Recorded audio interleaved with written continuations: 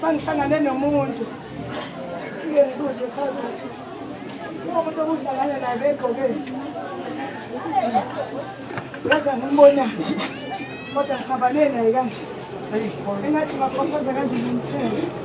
mawuhlangana nomuntu ungamboni futhi begqoke yabo asingubo yakho simasho lezi yivusa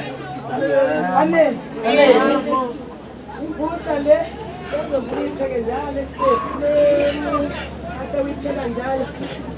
asebela nomakhelwane uthwele khona into njalo ephuze ekuseni kusho ukuthi leyo nto wayithatha amen Amen. lemali esikunika yona yemvusa kuyona ekuyebhila amen yemvusa uthenga amathipesi amen ungangeke uthathela amaphakathi azabuka ukuthi hawu amathipesi ame ngathi usungacapina kakhulu isiyashayeka lento uyaqonisa ubhakisha isikhwama usuyakabamzulu awuzopakishiswa into ey'nkulu uzopakishiswa izinto ey'ncane kokwathi fici nje kancane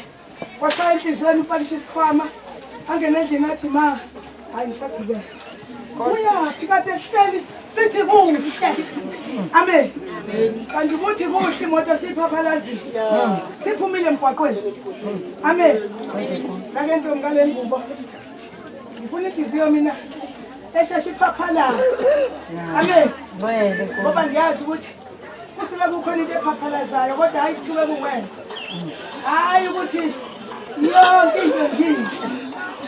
yonke into nje yonke into kufanele kube khona okuhle kube khona okumbi ukwazi ukuhlukanisa izinto ukuthi umncane angina-stress ukuthi umncane nami ngingeze yangena ngimngaka kwakuthi uma ngithume endlini umnqwabe hayi avele umuntu angathembi mhlawumbe indoda enjani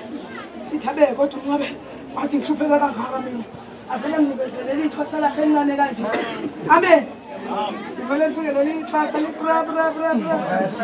aqala ukuthi hayi cha ngathi lento uyenza ngoba buwazi mncwane ngoba sengizwile la ukuthi kuthiwa funeka umuntu onjani amen ngithola ukuthi-ke siyabonga kakhulu hayibo iphe nemali amen